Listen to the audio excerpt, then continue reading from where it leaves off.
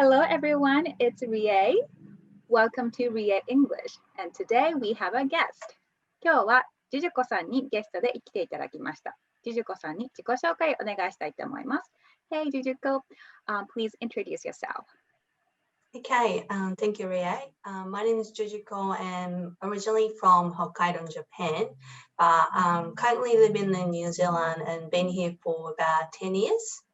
And before that, I lived in Australia as well for about 6.5 years. And I am a qualified accountant, but I also teach IELTS to Japanese students. Oh, wow. That's great. So you've been living in the other country for many years. So I have questions for you. So number one, what brought you to New Zealand? Actually, the reason I came to New Zealand is quite simple because my other half is from New Zealand. So before coming to New Zealand, I was in Brisbane in Australia, and I met him there.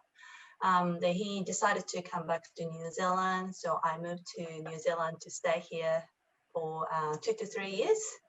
But I ended up staying here for a very long time. I see. Well, thank you so much for sharing your story.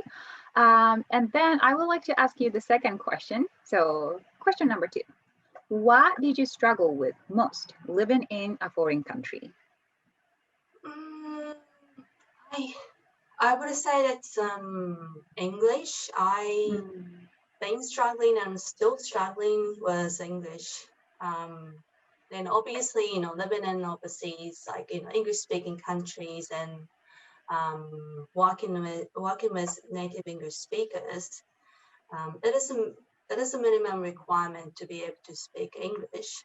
So yeah, although my English improved a lot, I think over 15 years or so, but I'm still struggling with English, and that's why I'm still learning English. I see. Yeah, speaking and living in like another country and speaking, speaking in English, it's difficult, and that's something I've been through it too. So I understand. Okay, yeah, so sometimes like I always feel like if it's in Japanese, I've been able to do more sort of thing, like if I can speak English like I speak in Japanese, then I feel like I can do anything here, so yeah. So we are talking about what we struggled living in overseas, but question number 3, what did you enjoy most living in a foreign country? Okay, obviously meeting new people is one of the things that we can enjoy here. But yeah, I was thinking we can meet people online too. So then the thing I can't replace when I go back to Japan is like environment here, because of course the nature in New Zealand is quite beautiful, but also houses we are living here is quite nice and comfortable. And yeah, so if I went back to Japan for good, then I wouldn't be able to live in like houses like here in Japan. So I was thinking that's one of the things I enjoy most living in New Zealand and Australia. I see. So I think a lot of people wants to know, how did you study English? And that will be our 4th question. Okay. When I went to Cairns like about 15 years ago, I went to English language school for a few months or so. At the time I was studying English literally, but after that I think I learned English by like picking up words from like a native English speakers or other English speakers, and also I learned something in English, like such as accounting or IT or something like that. So what I'm trying to say is that I actually hadn't studied English seriously up until, about 1 year ago or so, and I started studying.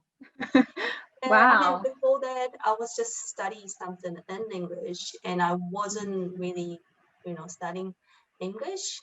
Then I thought like, I might need to stop and learn English properly now, rather than studying something in English, because that will give me a lot of vocabulary and expressions, but it doesn't, it's not really ideal for practicing speaking English. So that's why I sort of better stop now, and I'm probably focus on speaking English rather than reading, and a lot of reading and listening, that sort of thing. So I don't know if it helped or not, but No, it totally makes sense because you had a certain goal, so you were aiming for that goal, to become an accountant, and then you achieved that goal, and then since you study hard towards your goal, your English skill just came with it, right? So it's I believe it's important to like set your own goal too, when you're like learning something new. So it totally makes sense. And okay, let's move on to the next question. So number 5, what advice would you give to your younger self? It's quite a good question, actually. I would say, to study English. That's anyway. It's quite an important thing, obviously. I went to Cairns, was a working holiday visa, but I wasn't able to speak English very well at the time, and that's why I had to spend a lot of time studying English. Even I had like only 1 year visa there. So I felt like I don't say was a waste of time, but I could have done something else. I could have gone somewhere else, or I could have worked, or I could have done something else instead of studying English overseas, which I could have done in Japan. So I would say study English before you go abroad, and that's probably that will make your overseas life better, probably. So that's one thing. And maybe another thing is also studying English, because I was studying Korean and German. Wow. So I trying to learn salsa and flamenco dance. Oh, wow, exciting. It's so funny that at the time, that was the time when I was in Australia. And at the time I didn't think, I need to learn English anymore. So that's why, I would say, instead of studying like something else, just focus on English, because you're still struggling now.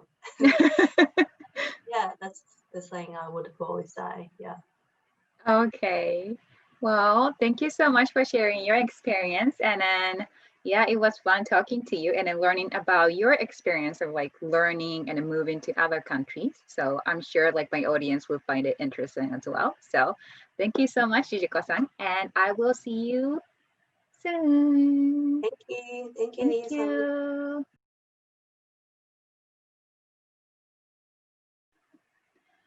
Hello, everyone. Welcome to Ria English. And today we have a guest, Jujucoさん。今日はJujucoさんにゲストとして来ていただき、噛んじゃった。もう一回。